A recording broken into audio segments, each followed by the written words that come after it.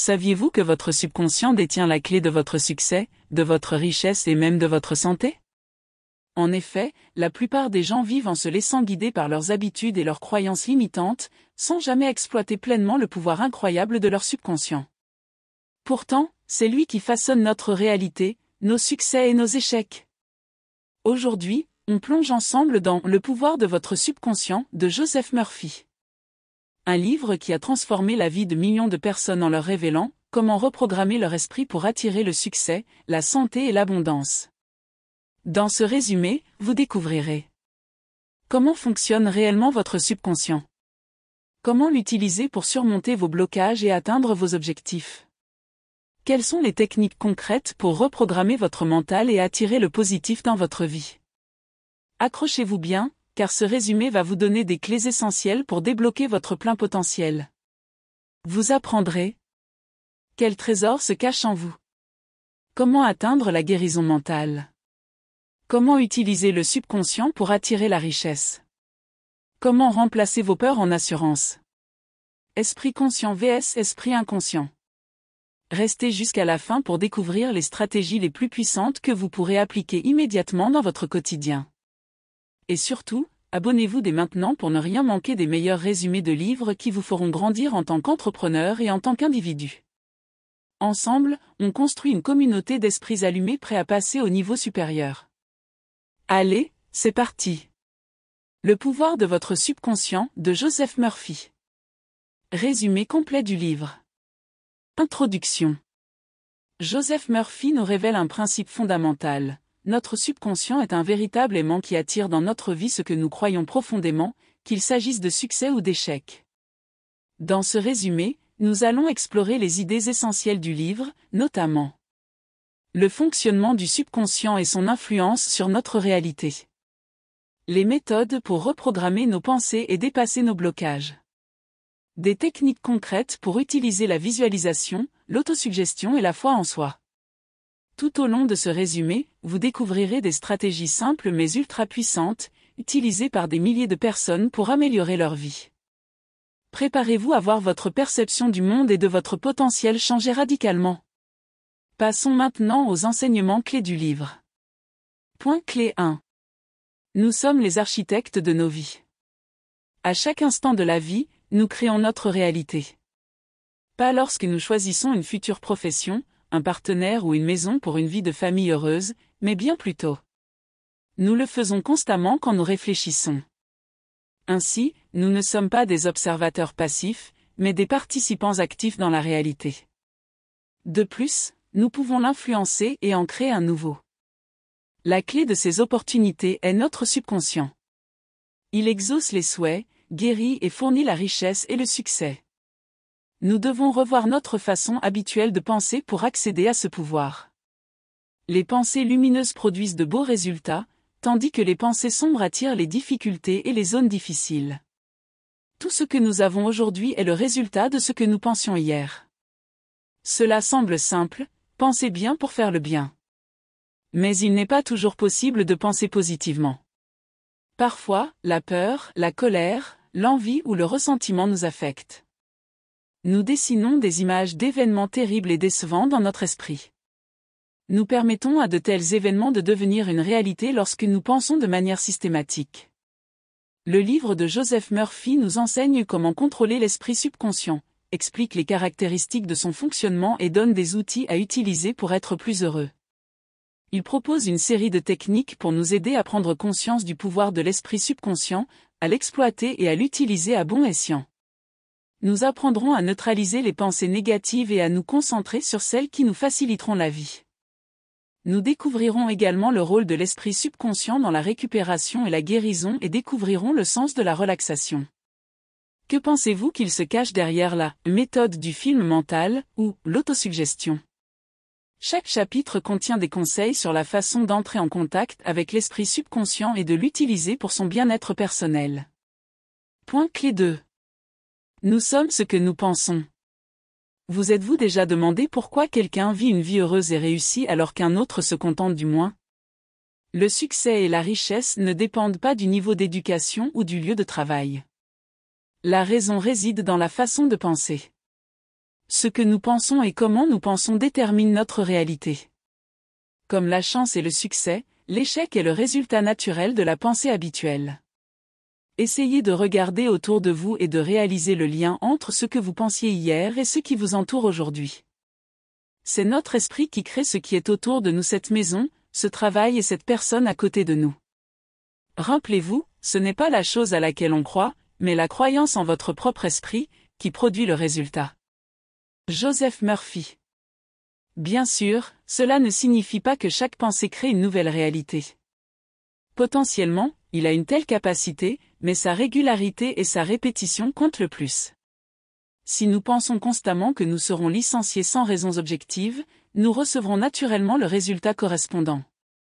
Nous pouvons même penser que nous avons prédit cet événement, mais en réalité, nous l'avons créé par le pouvoir du subconscient. L'esprit subconscient a répondu aux pensées conscientes et a répondu à la demande.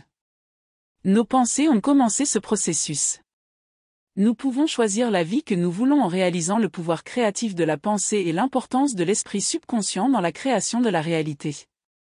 Les pensées ne font pas seulement notre réalité, mais façonnent également notre personnalité. Ce que nous pensons affecte finalement notre humeur quotidienne et notre caractère. Nous nous rendons compte qu'en changeant notre façon de penser, nous pouvons nous changer nous-mêmes et changer les conditions dans lesquelles nous existons. Cela semble encourageant, non ?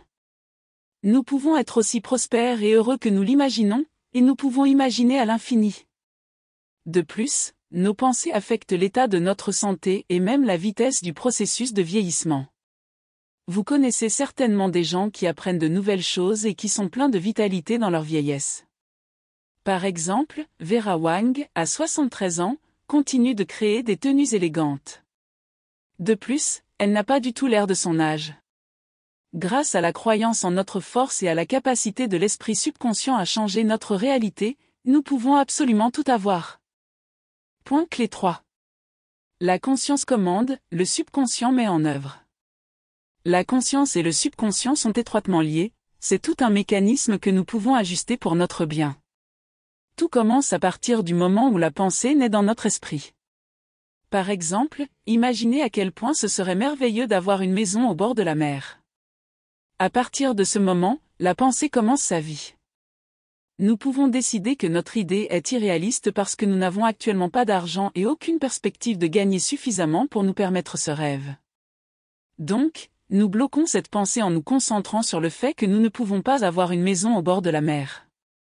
Nous sommes tristes et déçus, et le subconscient reçoit un signal et multiplie les rêves inassouvis, la tristesse et la déception. L'esprit subconscient met en œuvre ce que nous nous concentrons consciemment à donner vie, bonne et mauvaise. Peu importe à l'esprit subjectif ce qu'il faut mettre en œuvre. Il accomplira n'importe quel ordre de conscience. Par conséquent, nous devons faire attention à ce que nous pensons. L'esprit subconscient n'a pas le pouvoir de gouverner les pensées et les idées, mais il peut les matérialiser. Cette partie subconsciente accepte tout sans discussion. C'est pourquoi il est si important de vérifier vos pensées. Après tout, si nous nous concentrons sur la maison de nos rêves mais pas sur le fait que nous ne pouvons pas l'avoir, nous obtiendrons un endroit mais pas l'incapacité d'avoir quelque chose. Attendez-vous à ce que le meilleur obtienne le meilleur. La tâche de l'esprit conscient est de filtrer les pensées et les idées qui apparaissent. La mission de l'esprit subconscient est de mettre en œuvre des pensées qui apporteront plus de bonheur. Nous avons le pouvoir de donner au subconscient la demande dont nous avons besoin. Alors faisons-le correctement. Par exemple, répétez plusieurs fois, « Je peux tout avoir grâce au pouvoir de l'inconscient. Je suis décisif et motivé. » Cette phrase pourrait être une base méditative pour attirer de bonnes expériences. Un résultat positif ne prendra pas longtemps si nous synchronisons votre conscience et votre subconscient et les unissons dans un but commun. Le saviez-vous ? 30% du temps, notre cerveau ne vagabonde que dans le subconscient et ne se concentre sur rien. Point clé 4. Façon d'entrer en contact avec l'esprit subconscient. Il est essentiel de comprendre que le subconscient peut nous donner tout ce que nous demandons. Ces possibilités sont illimitées dans le temps ou dans l'espace. Mais comment accéder à ce pouvoir infini ? Il y a 3 états dans lesquels nous pouvons facilement nous connecter à l'esprit subconscient. L'état de relaxation. L'état d'être presque endormi. L'état d'être presque éveillé. Chacune de ces conditions implique une faible activité de la conscience et des processus de pensée, par conséquent, ils sont idéaux pour appliquer les techniques de travail avec le subconscient. Il y a plus d'une façon de se connecter avec l'esprit subconscient et de le convaincre de travailler pour vous. La première implique l'utilisation active de l'imagination. Essayez de dessiner dans votre esprit une image de ce que vous voulez maintenant. Vous pouvez imaginer un emploi de rêve, une nouvelle voiture ou une rencontre tant attendue avec votre âme sœur. Cela fonctionnera encore plus efficacement si vous faites bouger ces images et les faire défiler dans votre imagination comme un film dont vous êtes le personnage principal. C'est ce qu'on appelle la méthode du film mental. La deuxième façon est de formuler votre désir ou votre aspiration en une courte phrase et de la répéter systématiquement 3 à 5 fois avant de vous endormir. Par exemple, j'ai du soutien dans toutes mes entreprises. L'univers se soucie de moi, ou toute autre option. Une autre technique consiste à percevoir votre désir comme quelque chose qui existe déjà. Par exemple, comme si vous viviez déjà dans la maison de vos rêves. Parlez de votre objectif au présent. Cette méthode est étroitement liée à l'imagination. Il est nécessaire d'imaginer des détails spécifiques, tels que la couleur du toit et la forme des fenêtres. Mais il est tout aussi important de ressentir le bonheur, la joie, la plénitude et la gratitude qui se produisent lorsqu'un rêve s'est déjà réalisé. Le sentiment de gratitude est une autre façon de se connecter avec le subconscient et une clé de plus pour réaliser un vœu. Lorsque nous nous sentons reconnaissants pour ce que nous n'avons pas, nous demandons à notre subconscient de le rendre réel. N'oubliez pas que la tension et l'entêtement bloquent le subconscient. Nous devons croire aux possibilités infinies de l'esprit subconscient. Point clé 5. Comment fonctionne la prière thérapeutique? La prière soulève le plus de questions sur toutes les façons de se connecter avec le subconscient. Il est crucial de comprendre que la prière thérapeutique n'est pas une question de religion mais de foi. Et ce sont des choses différentes. Le subconscient ne fait pas attention à l'endroit et à la manière dont nous prions. Il ne prend pas en compte les rituels et ne fixe aucune restriction.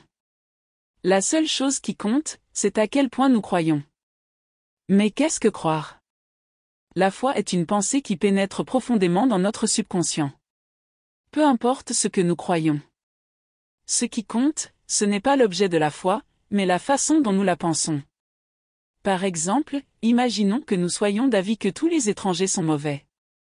Pour l'instant, c'est juste une pensée qui n'a aucun pouvoir et qui peut disparaître aussi vite qu'elle est apparue. Mais que se passe-t-il si nous sommes mentalement d'accord avec cela? Cela signifie que nous croyons en cette idée.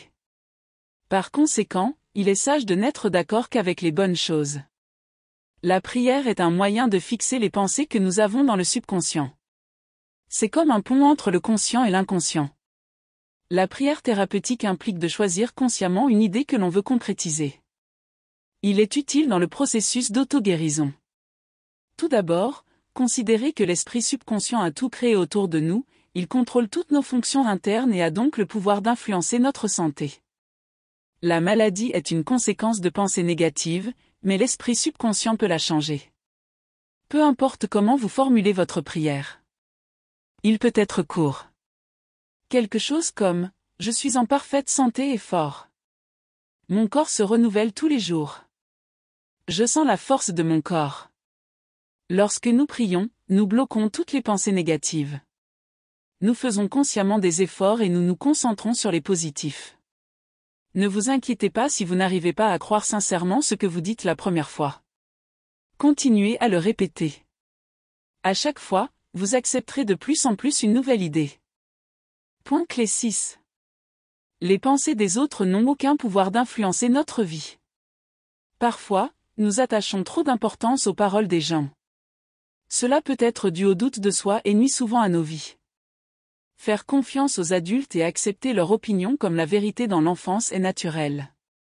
Mais maintenant, nous sommes assez vieux pour nous fier à nos pensées et à nos croyances. Nous avons le pouvoir de résister aux opinions et aux points de vue des autres.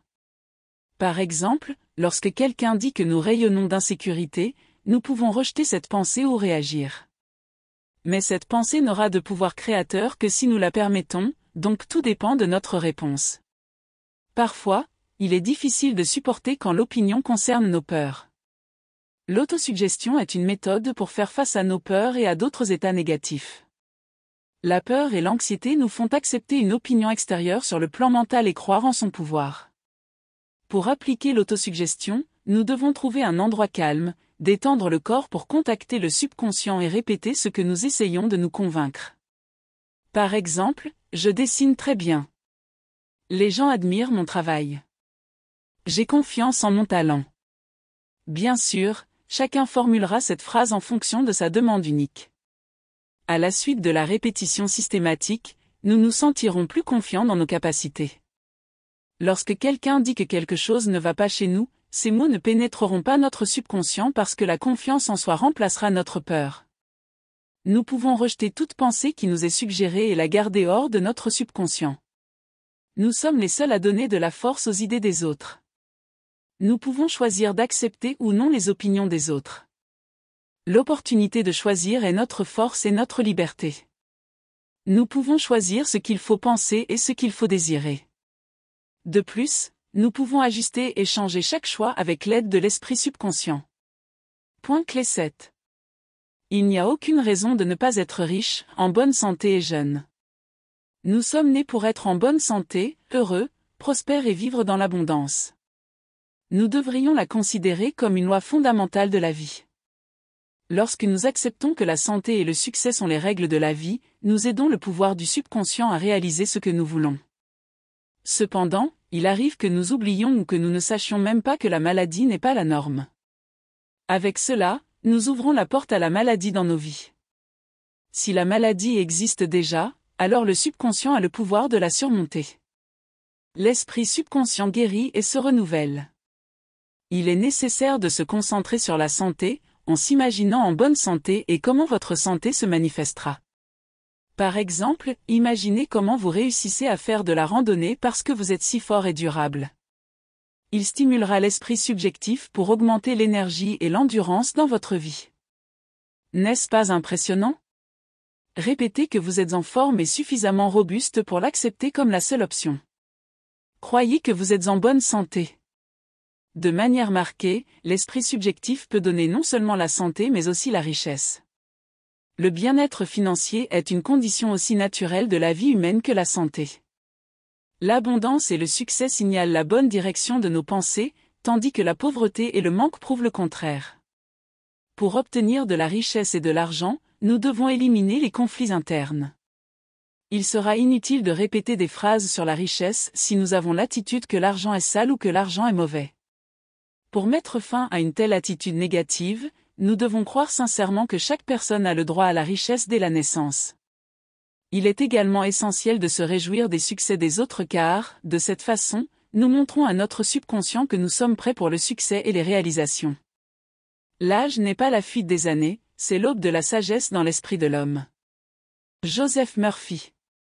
Grâce au pouvoir de l'esprit subconscient, nous pouvons rester jeunes et assoiffés de vie beaucoup plus longtemps. La façon dont nous percevons la vieillesse est importante. Si nous pensons que la vieillesse est la fin de la vie, ce sera la fin.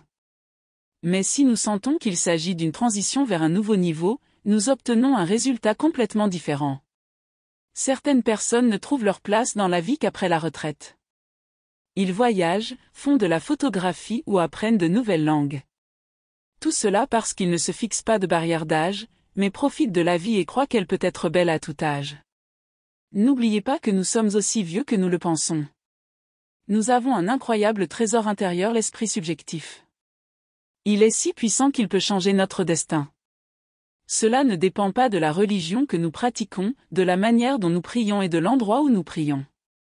Il contrôle tous les processus de notre corps, de la respiration à la digestion, tandis que son pouvoir créatif fonctionne même lorsque nous dormons. Ce type d'esprit communique avec nous par l'intuition, l'inspiration et les idées soudaines. Elle contribue toujours à notre développement et à notre prospérité et multiplie tout ce que nous y mettons. Conclusion. La première étape pour entrer en contact avec le pouvoir du subconscient est de se rendre compte de sa toute-puissance et de son illimité. Cela signifie que nous pouvons avoir tout ce que nous voulons parce que les obstacles n'existent que dans notre tête, et donc nous pouvons les éliminer. La deuxième étape importante est de comprendre que la pensée négative n'est qu'une habitude qui peut être brisée et remplacée par une habitude de pensée positive. Nous sommes des créateurs actifs de nos vies, pas seulement des observateurs sans foi ni loi. Essayez ceci. 1. Écrivez toutes vos pensées sur papier pendant une semaine pour évaluer leur ton prédominant. Cela vous aidera à comprendre comment vous pensez maintenant et à quelles conséquences vous attendre à l'avenir. 2. Préparez votre prière méditative. Pour ce faire, déterminez ce que vous voulez le plus maintenant et formulez-le en une courte phrase. Essayez de le répéter 3 à 5 fois avant d'aller dormir et immédiatement après le réveil.